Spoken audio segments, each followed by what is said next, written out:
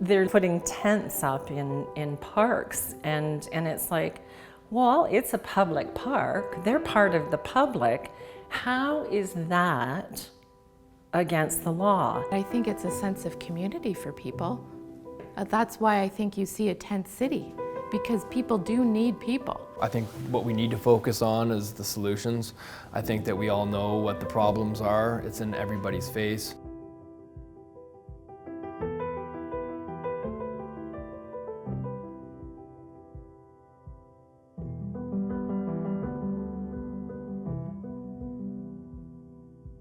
To give someone a sleeping bag in the middle of winter and say, this is all I can do for you is exhausting sometimes, and it really burns out our team, and it sticks with you.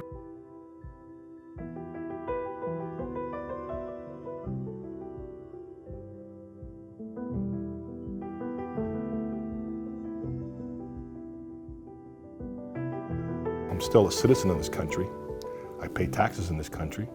I need your help. Imagine, I always tell these people, imagine if you were me. Let's transfer the roles.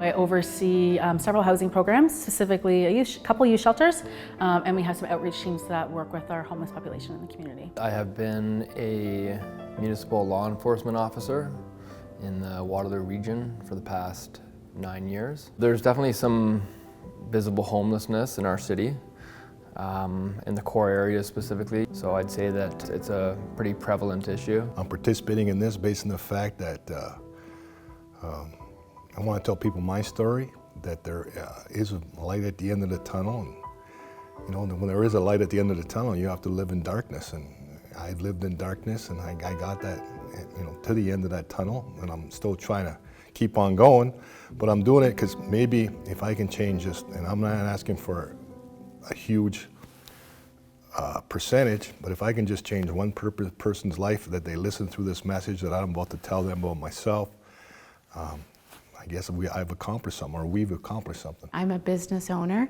I roast coffee for a living, and we're in a kind of busy section of the town where we've picked a kind of a cool location for our business. It's in a back parking lot where a lot of things happen in that back parking lot. Because I'm on fixed income and market rents are outrageous, I'm always like I mean, what I get in income, more than half of it a month goes to, like 3/4 of it go to my rent.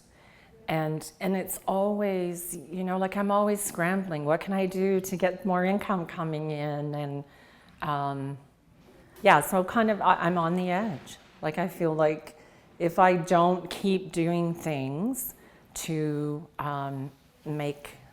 generate more income, then I could be the next one on the street.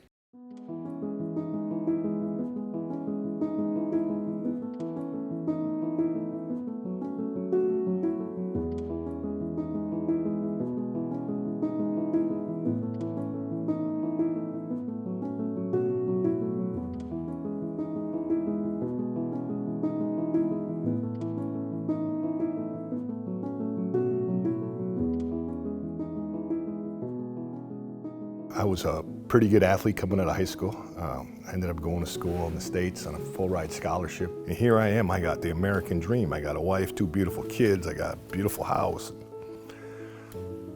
She got in trouble, and eventually she didn't want to do nothing to do with me no more, which I don't blame her. I mean, it took me almost 1.5 years, maybe 2 years to figure out why she left me. I moved back to Canada, and just haven't been right since I moved back. I got back into my addiction, which is alcohol, and it just progressed and progressed and progressed. I stopped believing in myself. I lost a positive inside me, the old guy. You know, being a former football player, I always believe if you can't win, don't step on the field. And that will was gone in me. It was gone. And I remember one time we're playing a football game, and my buddy's sitting next to me, Keith, and we turn around and there's all these people in the stands, and we're looking at him, I'm thinking, you know what, Keith? Every one of those people in the stands want to be us. They want to be on this field. They want to be somebody. Now, fast forward 25 years later, where I was at, being homeless, there ain't nobody in those stands want to be me. In the last 5 years, I've really noticed a major surge in homelessness. I would say that it's much more visible in the streets, in the core areas particularly. When I first started in bylaw, homelessness was a far more minor issue that we had to deal with. And within 2 or 3 years of me being in the enforcement world, I really noticed a large increase in homelessness and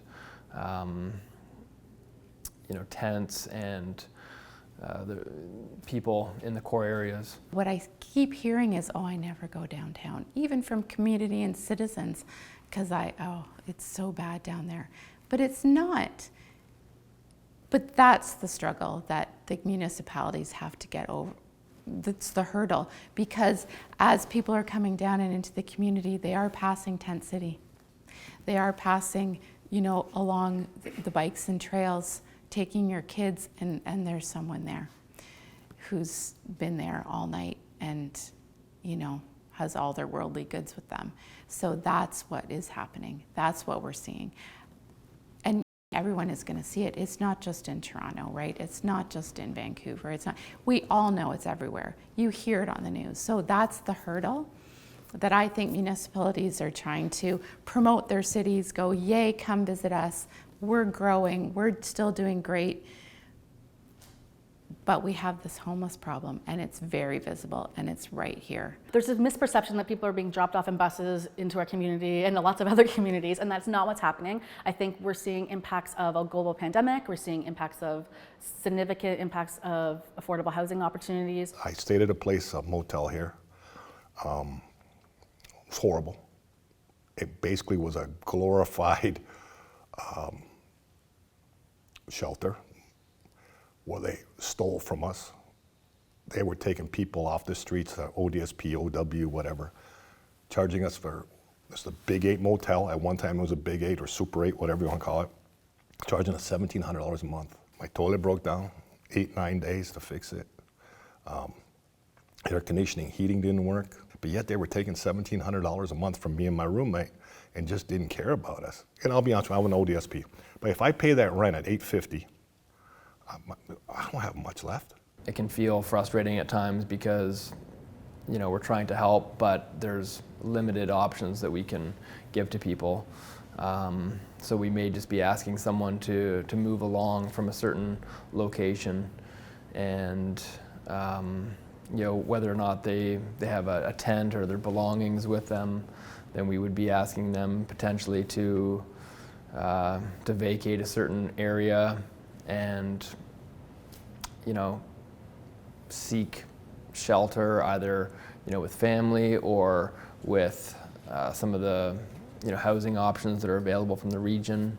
But I would say that overall it's there is some sense of helplessness from the enforcement community because we can only offer so much resources and assistance to the homeless community. When we're working with our outreach team, we're finding a lot of barriers for our clientele in accessing shelters. So whether it's rules or regulations related to shelters, whether it's bed availability, so there's oftentimes the beds are filled in our programs, and then also trauma and stigma related to accessing shelters and what the shelter system actually looks like. Having to share bedrooms with strangers is a barrier, so clients are choosing not to access shelters sometimes because of that.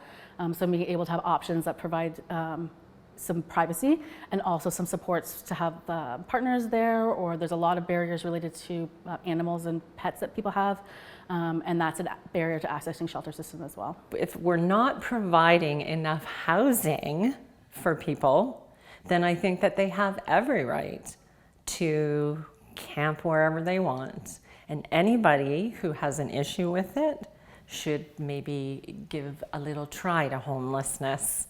And every time you think that you've found a spot where you can at least feel somewhat safe in a tent, they're being asked to move.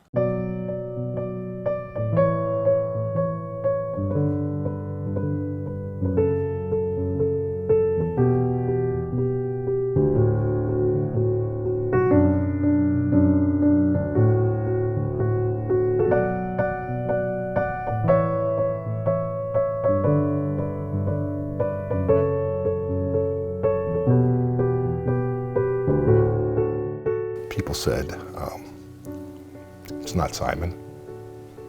Simon would never be like that. It happened. Part of it was my mental issue, I just, like when you sit there, like think about this. I lost my brother and my dad 7 weeks apart. I was losing my business. I was about to get divorced. Taking care of my mother, 6 hours away because I lived in the United States. If that wasn't enough to like just give up, but I did it and I persevered through it as much as I could. We all know when you lose hope, it's really hard to get back up, to even like nourish yourself, let alone try and find work or, you know, a place to live, to turn things around.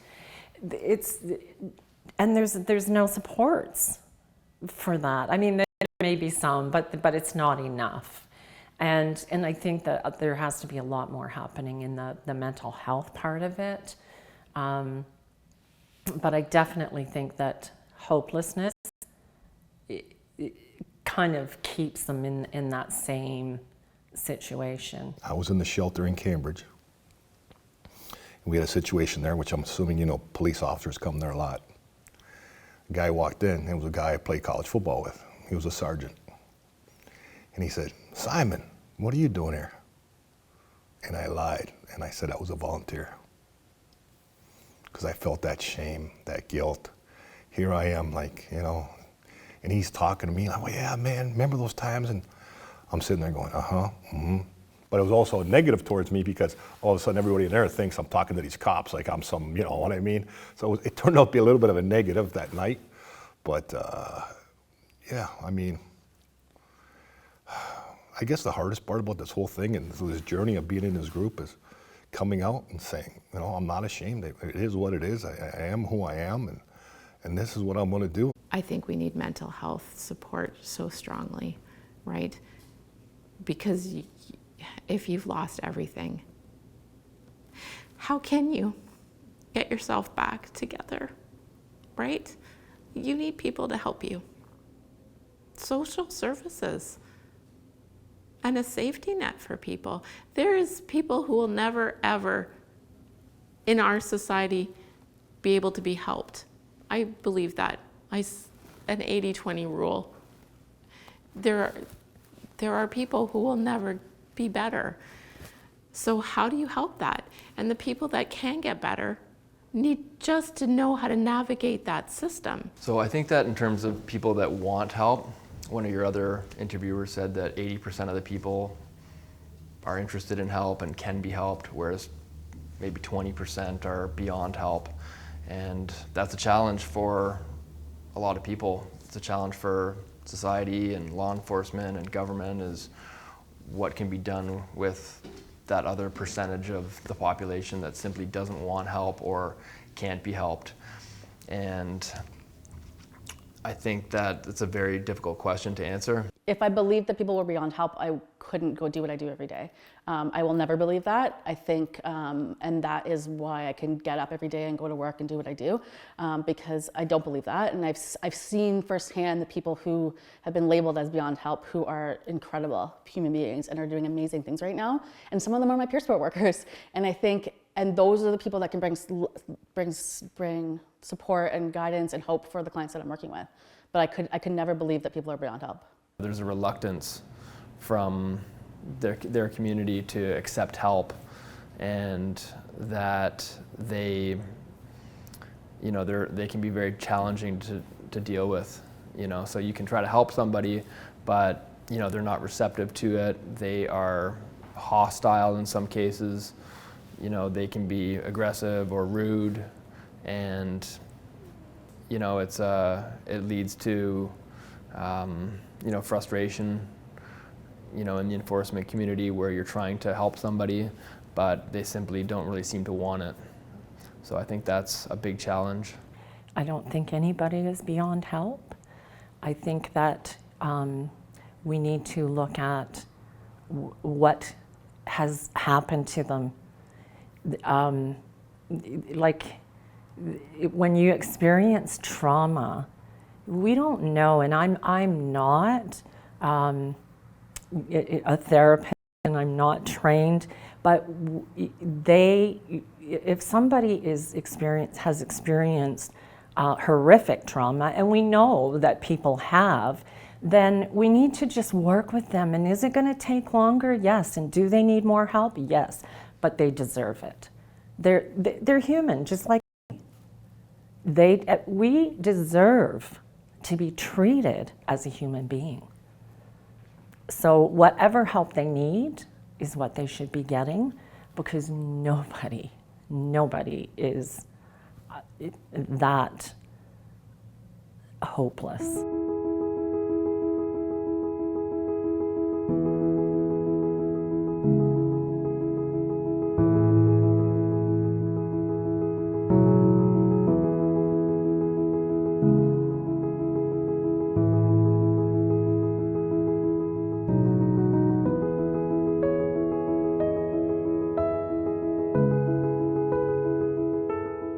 A lot of the time when I talk about my clients, they are invisible people. So they are being forced by bylaw or police to move into the shadows. And my team's, a lot of our work is just finding people and trying to engage with them because they aren't seen. I think there's a lot of stigmatizing. They feel judged, they feel invisible. When I talk to people that we work with, that is the biggest piece. They are told, if you are invisible, we will leave you alone. So if you don't make noise or you stay off the corner or we don't have to see you, then we won't throw all your belongings away or we won't bother you. And as soon as you're visible, then we're going to move you along. So I think they feel like they're invisible people. They don't feel like they have a voice. You know, some of my buddies are going to see this. They don't even know my situation. A lot of my friends have not come visited me. You know why? Because I won't let them come visit me. Because I don't want them to see what I am. Now, I'm in a good spot now, but where I was a month ago, nah, my buddies would never believe it. And I had to lie to a lot of people where I was in my situation, and it hurts me. And because they still see the old guy, the old Simon, right? Yeah, they never seen Simon on the street. I've never begged, I've never jumped in the dumpsters or anything. But you know, I've done other things and passed out and drank and but, yeah, it ruined my life, man. I mean, I was ready to give up. I've thought about how, you know, you've got families coming to your restaurant and someone's sitting on your front doorstep and it's during, you know, your operating hours and all of a sudden someone's sitting there and they can't be there, right? Because people aren't going to come into your store, where it's a fear of businesses, right, that they won't come into your store. So I think I have been bold and I'll say, I'm sorry, you got to go. You got to move along. This isn't the right place for you. Or what the city has done is with the officers that come by, they've given us trespassing papers. So you can't trespass in here anymore. Does that do any good? I don't know. What am I going to say? But the officers have said, listen, if you've really had enough of someone, it is your right to say, you can't be here, you've got to go, I can't have you here today. This is a family business. Why would anybody experiencing homelessness care about, I'm trespassing? I'm trespassing everywhere I go. Because if I'm in the park, you're telling me I'm trespassing. If I'm sitting in a doorway, you're telling me I'm trespassing. So what is that going to accomplish for that business owner, other than getting the person into a rage? I would be pretty angry, you know, like, so no, I don't think trespassing order would do much. I think when I listened to the owner of the coffee shop, she seemed really supportive and engaged and wanting to help people, but also I still have to serve clients and we still have to serve people. And I think aren't the people that are there who are experiencing homelessness also the same as, why are they valued differently than someone who's not experiencing homelessness? It's not just my problem. I'm not going to say it's not my problem, but it's not just my problem. Right now we don't have warming and cooling centers. So something I'm giving clients to keep them safe when it's cold is gift cards to coffee shops, because they have nowhere else to go and there's somewhere they can go and get warmed up and have a bowl of soup or have a cup of coffee when there's nowhere else to go. When everything else is closed, we had a on a holiday day when nothing's open, where are they supposed to go? So I think I struggle with that, and I can understand it. And what do we do instead then? If that's the alternative, what do we do, and how are we supporting these people? The nature of my business is a coffee shop, so yes, it does become a drop center, a warming center maybe in the wintertime. If you are going to be here and you're staying warm, you've got a coffee, that's great. I keep an eye on a situation. I also keep an eye on the other people who have been, working for 5 hours and are using my space for other reasons. That doesn't make me any money either, and unfortunately I am in it to make some money too. So yeah, the space, you've picked someone who owns a coffee shop. It's notorious for having people sit and stay and chat and feel comfortable, but it's not a drop zone. It's just not. There is warming centers around here, our libraries, there is community centers that stay open. So maybe me as a business owner should be more aware of where they are so I can direct people to that spot, and maybe with a warm coffee in their hand. I totally understand the business owner, and I get what she's saying.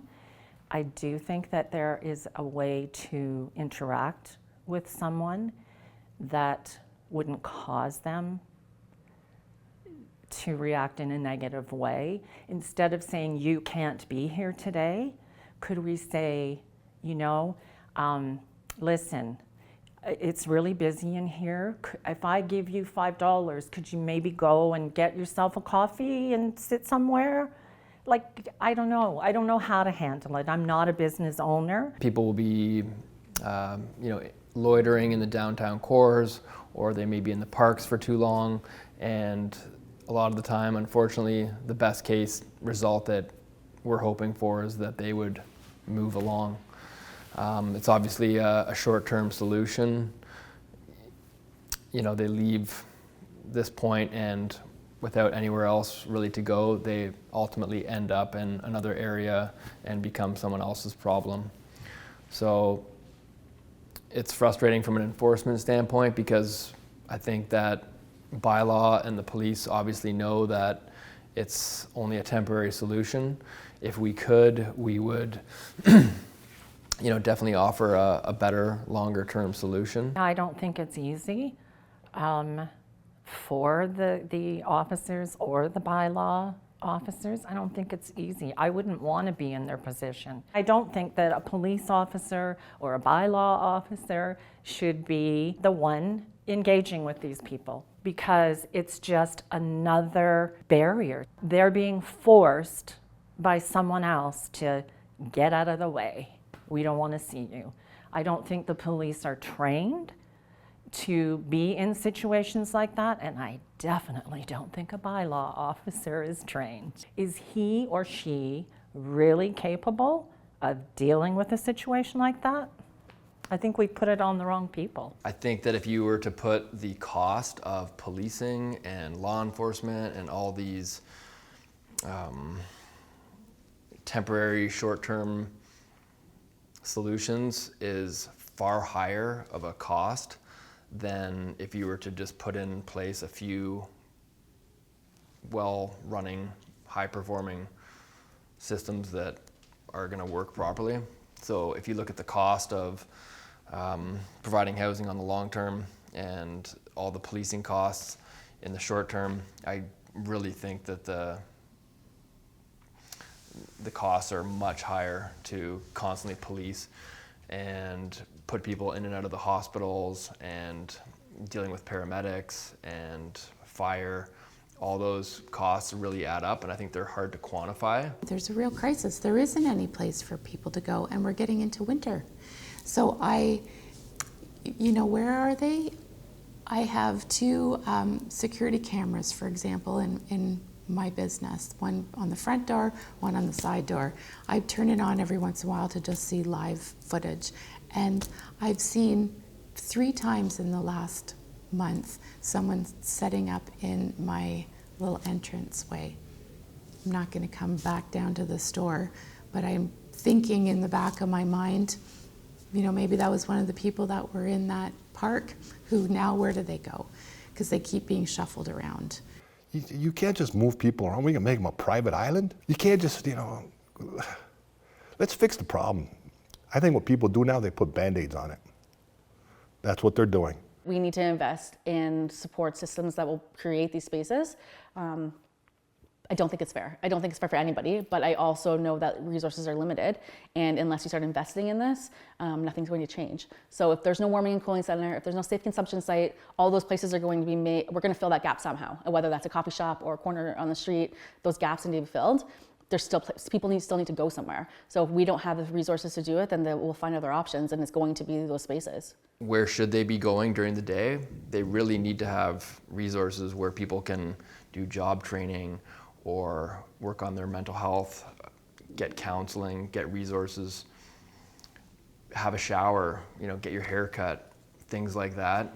Maybe they have some hobbies they can work on. Maybe there's a wood shop, maybe there's a craft studio, something like that. People just need something creative and constructive to do with their time during the day where they feel like they can belong. They're not in someone's way, or they're not trespassing, and they're not being a nuisance. When we talk about spaces for people who are experiencing homelessness, having a space where they can leave their belongings is really important. So most of our people that we're working with are walking around with their entire worldly possessions with them, and that's scary. And the other piece to those services, I think, is just having clear expectations and rules and boundaries, so people are understanding of that, and a space where we have people with lived experience who are present and giving people like me ideas on how to make this work. So I can learn everything I want in a book, but I'm never going to walk in their shoes.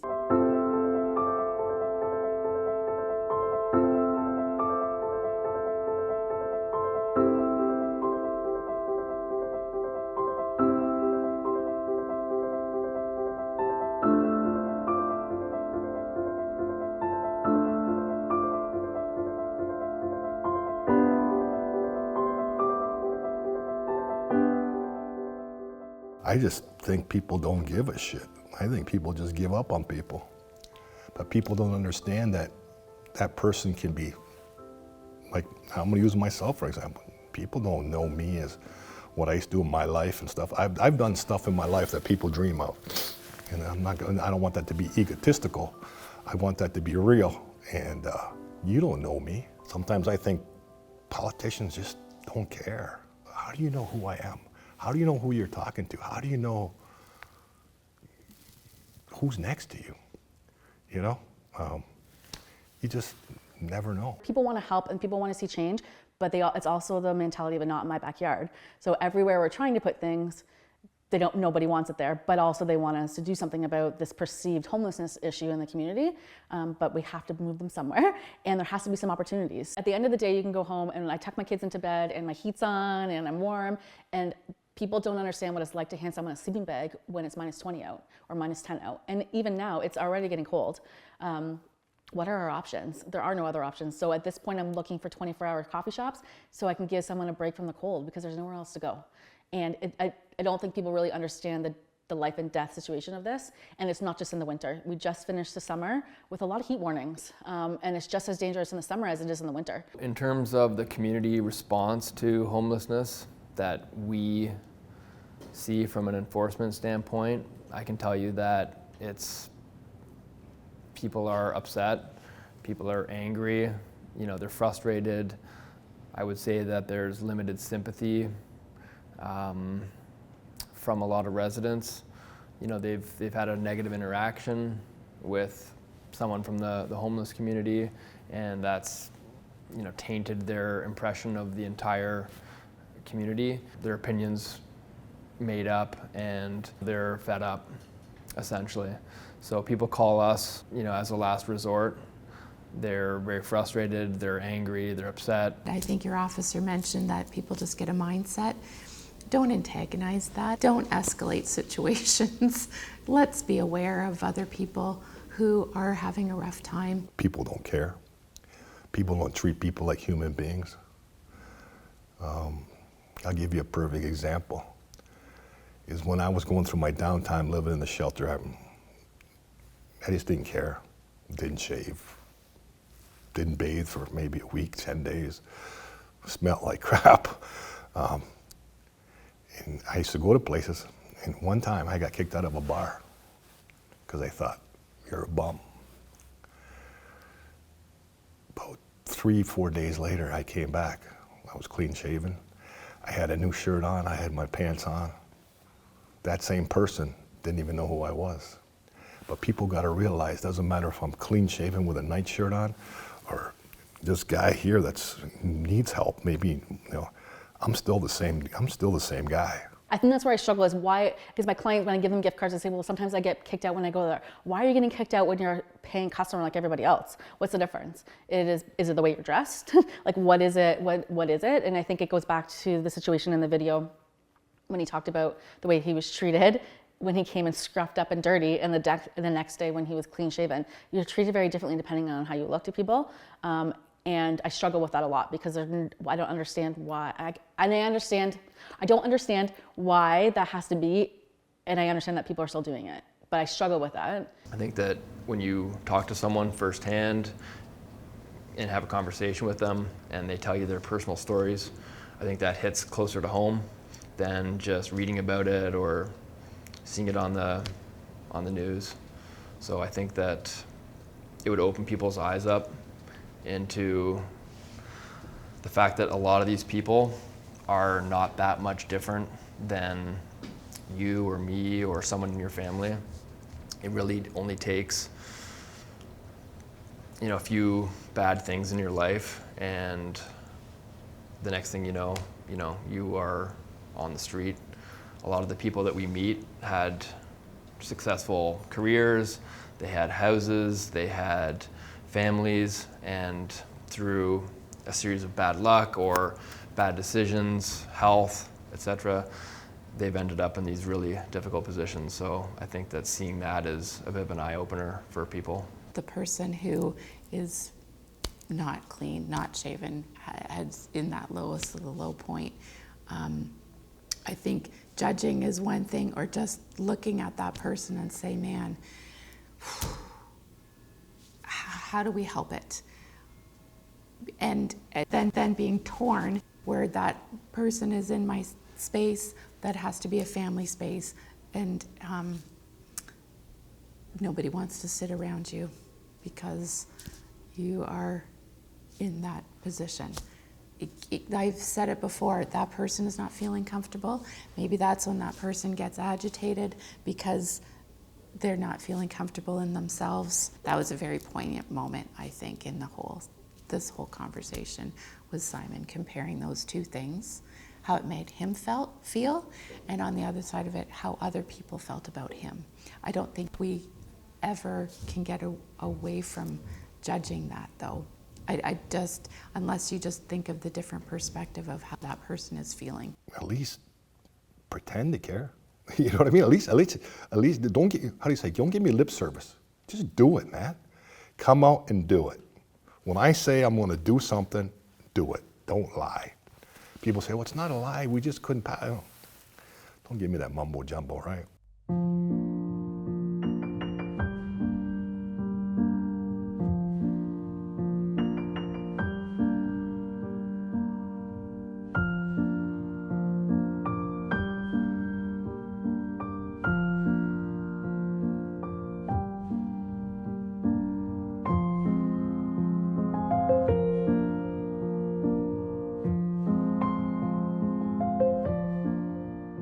I know that there is an issue with some of the businesses, and I get it.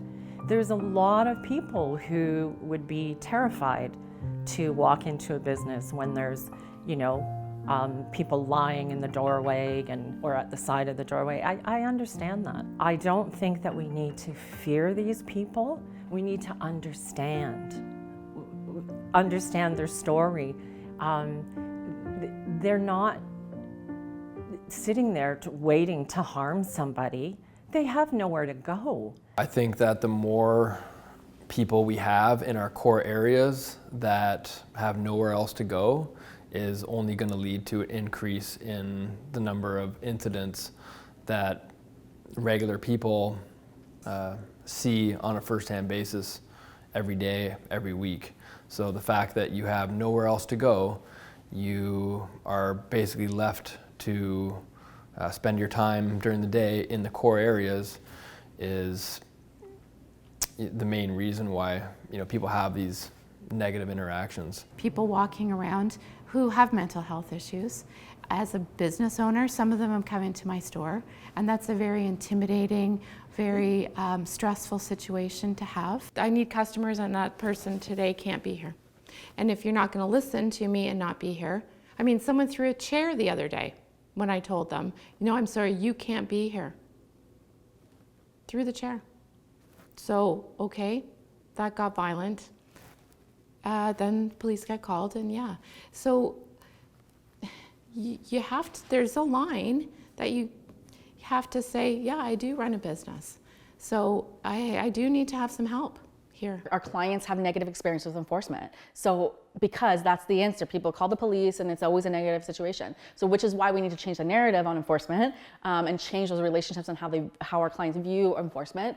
But also the response anytime they're in public is, I'm going to do this, or I'm going to call the police. It comes in very hostile and negative right away, and then we're expecting a different response when that's the way we're approaching people. The trouble is happening from a few individuals, not the greater. People who are housed and in the community who have had a really tough experience with someone, maybe a violent experience.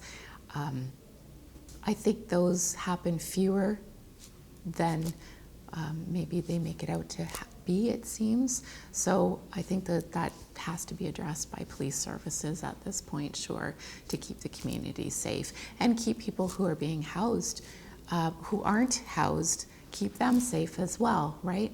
So it is a balance. I don't think that the majority of people who are experiencing homelessness are violent and drug addicts and are horribly violent people.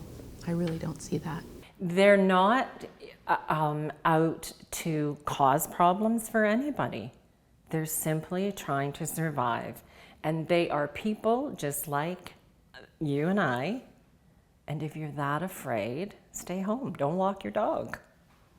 Sorry, I know I might sound really cold, but like they're not going to jump out and grab your dog and throw it in the river and just go for a walk with your dog. I think for someone to say that if you don't want to see homelessness, then just stay home, don't go out for dinner, don't walk your dog.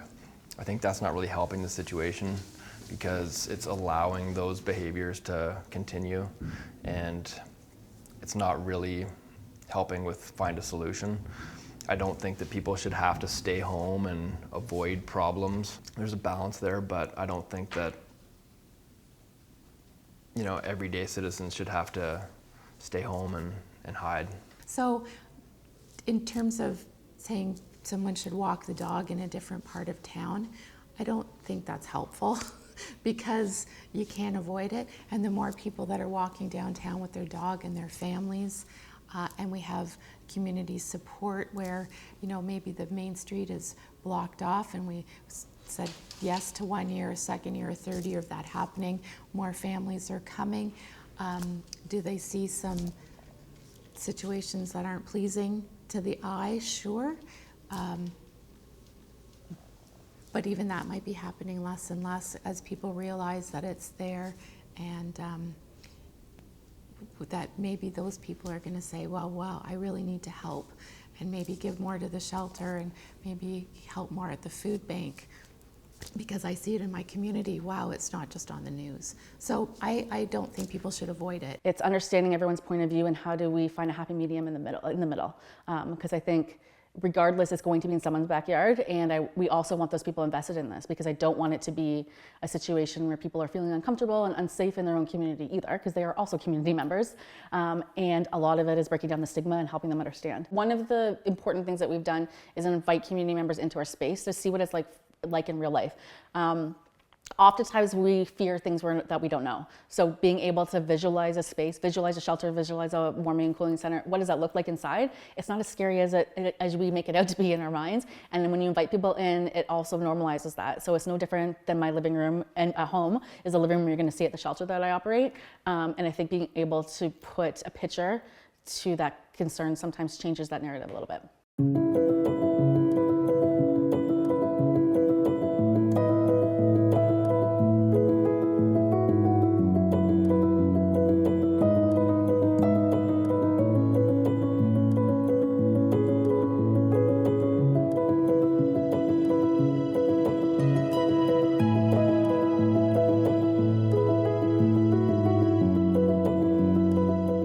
take a whole bunch of people who are experiencing poverty and put them in one place.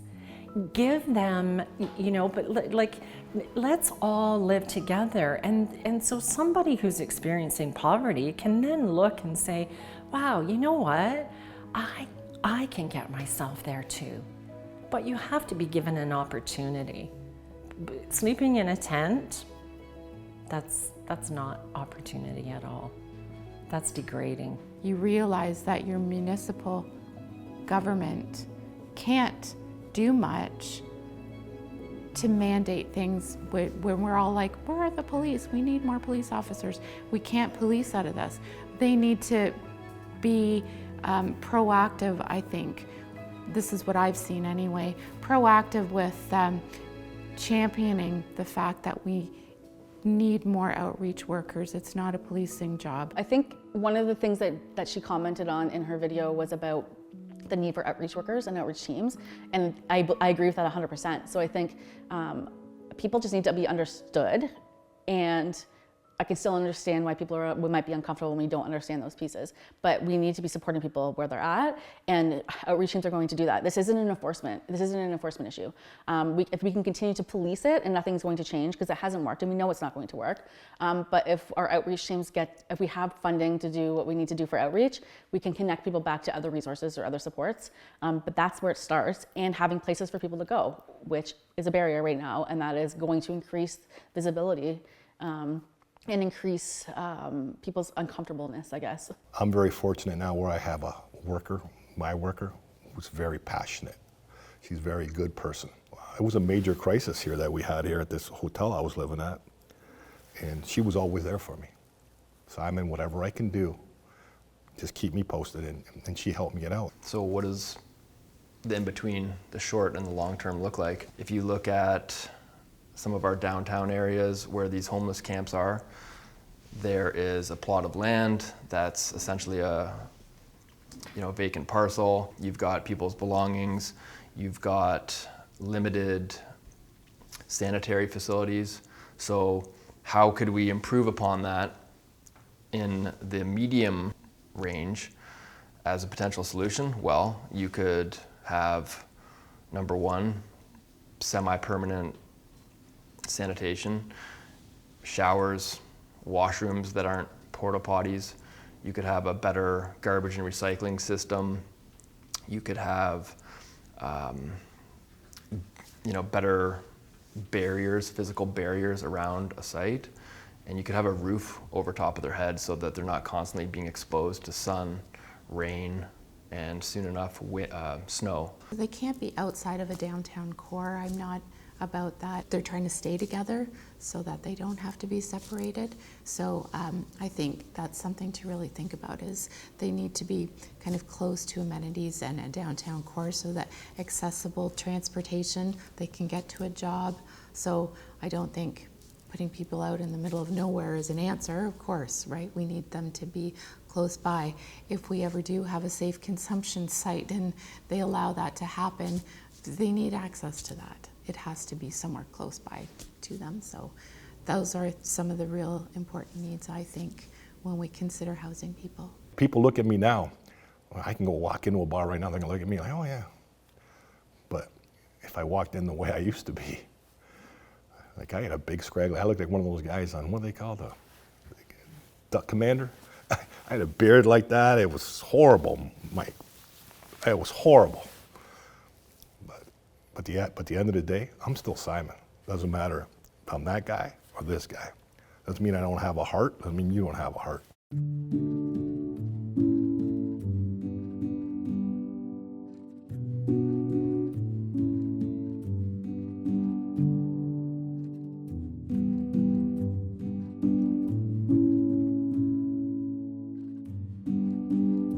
I know we have people who say, oh, we can't afford that, and why do taxpayers always have to, cough up?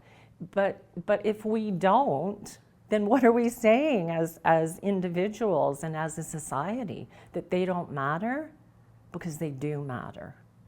I mean, if it was your brother or your sister, how would you feel? You know, like I would do everything I could to get them the help they needed, to get them to a place where they felt better about themselves, where they felt safe, where like I would do whatever I could.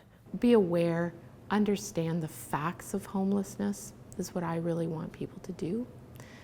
If you don't know, you know, you can go to the food bank and the shelter. They'll show you around, they'll tell you so that you know the answers. It's not scary. And then you realize, wow, I can do a small part. And a small part does make a big difference. I think that it's important for everyone to try to put yourself into other people's shoes. So we're so often stuck in our own viewpoints and our own experiences, but try putting yourself in someone else's shoes. And I think that one of the other interviewers said, well, go down to the homeless camp and see what it's like for yourself, and you know, would you go there? So I think that experiencing the lives of some of the homeless community firsthand, even if it's just for 10 minutes or 45 minutes, and seeing what they are dealing with would go a long way in terms of trying to find a solution or wanting to find a better solution. I ask myself often, and I challenge my staff often, would you put your own kids in that bed? And how does that feel?